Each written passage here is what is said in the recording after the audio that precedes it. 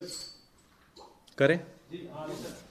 नमस्कार साथियों, कल 24 जनवरी को एक बार फिर से हाउस बुलाया जाएगा एमसीडी का, जिसके अंदर mayor, deputy mayor, standing committee का चुनाव होगा और साथ ही साथ जो पार्षद चुने गए हैं उनकी शपथ ग्रहण भी होगी।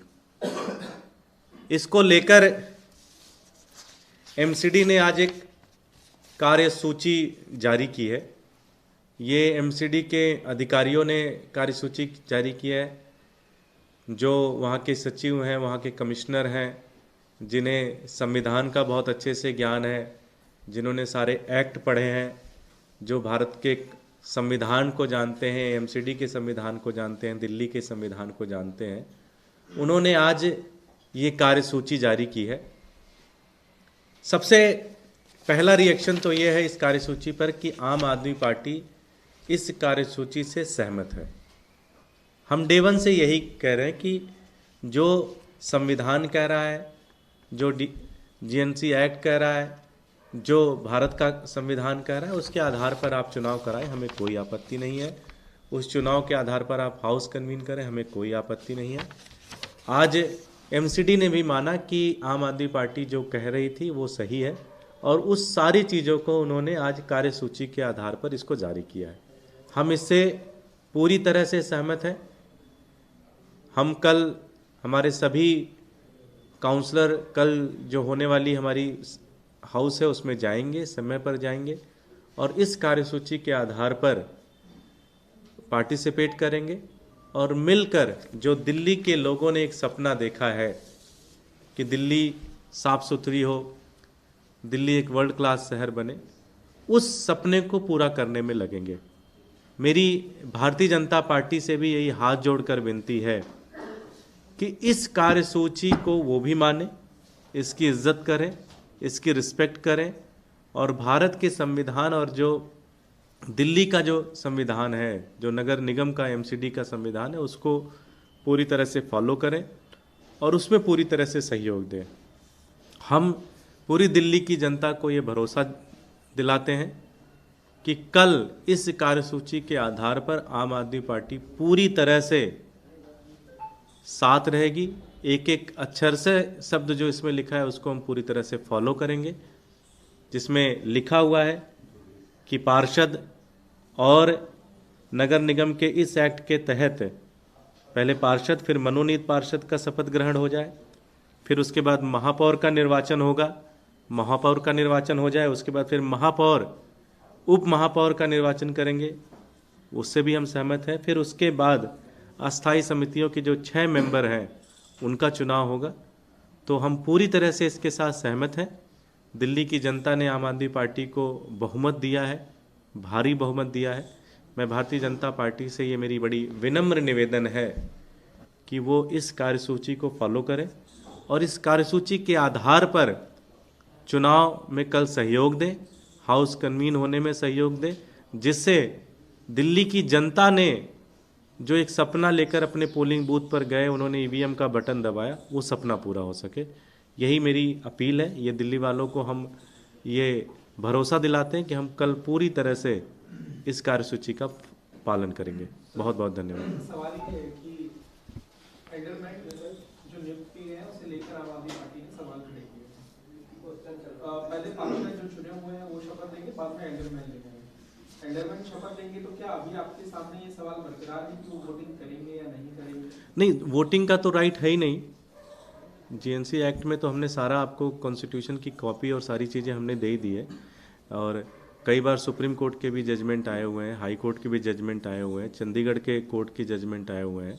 वो तो हर जगह क्लियर है कि जो नॉमिनेटेड मेंबर होते हैं वो जोन में वोटिंग करते हैं, हाउस के अंदर वोटिंग नहीं करते। ये तो बड़ा क्लियर है। हाँ, निश्चित।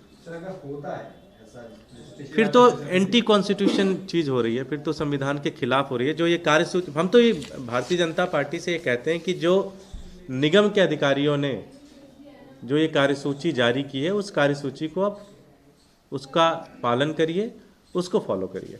लेकिन सदन में जो एक चुनाव कराने के लिए एक बड़े सदस्य को नियुक्त की जाती है, वो उस समय उसमें बदलाव कर सकते हैं। पिछली बार नहीं हुआ तो उनको अधिकार है और वो बदलाव कर सकते हैं, जिसको चाहे उसको पहले शपथ दिला सकते हैं। अगर ऐसा हुआ तो फिर आम आदमी पार्टी का नहीं, मुद्दा ये है कि आप क्यों बदलाव करना चाहते हैं। आप भारत के राष्ट्रपति हैं, आप भारत के प्रधानमंत्री हैं, आप चीफ मिनिस्टर हैं। आपका काम है कि भारत के संविधान को फॉलो कराना, आपका काम है एक्ट को आप फॉलो कराना। तो हम तो उनसे यही अपील करेंगे, जो कार्यसूची में है उस कार्यसूची को आप फॉलो करिए।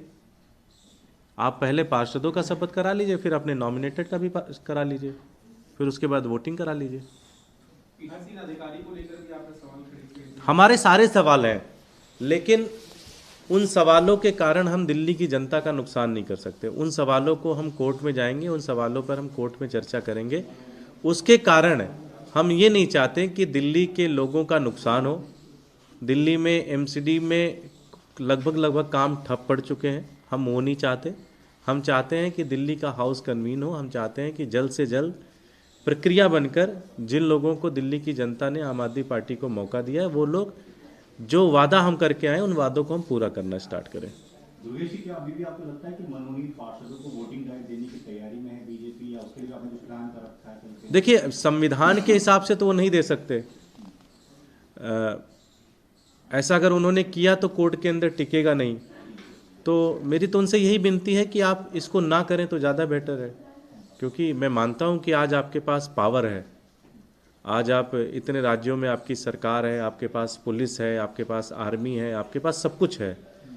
लेकिन ये सब चीज़ें देश को बनाने के लिए बनी है, देश को बचाने के लिए बनी है, देश के संविधान को बचाने के लिए बनी है। एक पार्टी को ज़बरदस्ती पावर में लाने के लिए नहीं बनी है। तो हम तो उनसे यही विनती करेंगे कि आप जो संविधान में लिखा है उस संविधान को आप फॉलो करिए। बीजेपी ने चिट्ठी भी लिखी है, जी को कहा है कि सिर्फ पार्षद ही अंदर रहे हैं, विधायक जो हमारी पार्टी के आ जाते हैं, कुछ और लोग आए तो उनको बाहर रखा जाए, उनकी वजह से हंगामा होता है। नहीं, देखिए, जो भी हाउस के जो मेंबर हैं वो तो जाएंगे। कोई हम जो विधायक हैं या जो सांसद हैं या जो नॉमिनेटेड पार्षद हैं या जो पार्षद हैं, वो ऐसे तो झोला उठा के चले नहीं गए हैं। वो तो देश के संविधान ने उनको राइट दिया है। उनके पास एमसीडी की तरफ से इनविटेशन आया है, हाउस ने विधानसभा के ने नाम भेजे हैं, 14 विधायक के नाम भेजे हैं, जिसमें बीजेपी के भी विधायकों का नाम है। तो जो हम ये उनसे कहना चाह रहे हैं कि आप जो ये कार्यसूची है, इस कार्यसूची को फॉलो करिए। हम इस कार्यसूची के साथ अक्षर से कटिबद्ध हैं, हम इसको पूरी तरह से फॉलो करेंगे। इसमें बड़ी हम सिंपल सी चीज़ कह रहे हैं, आप भी इसको फॉलो करिए। जिसकी मेजॉरिटी होगी वो जीतेगा। आपके मुताबिक क्या होगा? पहले अगर पार्षदों की और एंडरमैन की शपथ वहाँ हो जाती है, तो उसके बाद आप क्या मान के चल रहे हैं कि जो प्रक्रिया है वो शुरू हो जाएगी? ऐसे ही होना चाहिए। कार्यसूची में तो यही लिखा हुआ है, कार्यसूची में तो यही लिखा हुआ है। अधिकारी तो हमारे हैं नहीं, आम आदमी पार्टी के ना अधिकारी हैं ना बीजेपी के अधिकारी हैं, और उनका तो अनुभव है, उन्होंने जीवन दिया है पूरे एमसीडी को। अगर उनके सेक्रेटरी, उनके कमिश्नर ने एक कार्यसूची जारी की है तो उसको फॉलो होना चाहिए। आज राज्यपाल ने कहा है कि वो दिल्ली की बेहतरी के लिए काम कर रहे हैं। कैसे? तो सवाल किया गया था कि नहीं, मैं जानना चाहता हूँ कैसे। जल बोर्ड का पैसा उन्होंने 6 महीने से रोक रखा है। जल बोर्ड का पैसा ना होने के कारण दिल्ली के अंदर पिछले 6 महीने से अंदर एक भी ना यूजीआर के ऊपर काम हुआ है, ना एसटीपी के ऊपर काम हुआ है, ना कोई जल बोर्ड ने अगर कोई पाइपलाइन डाल दी तो वो पाइपलाइन जो भरने का जो काम होता है वो तक नहीं हुआ है, बोर एक तक नहीं हुए हैं, ट्यूबवेल नहीं हुई अभी तक खुली। तो कैसे दिल्ली की बेहतरी बात कर रहे हैं वो? फिनलैंड जाने से अध्यापकों को आप रोक रहे हैं, आप दिल्ली की बेहतरी की बात कैसे कर सकते हैं? ठीक है, थैंक यू।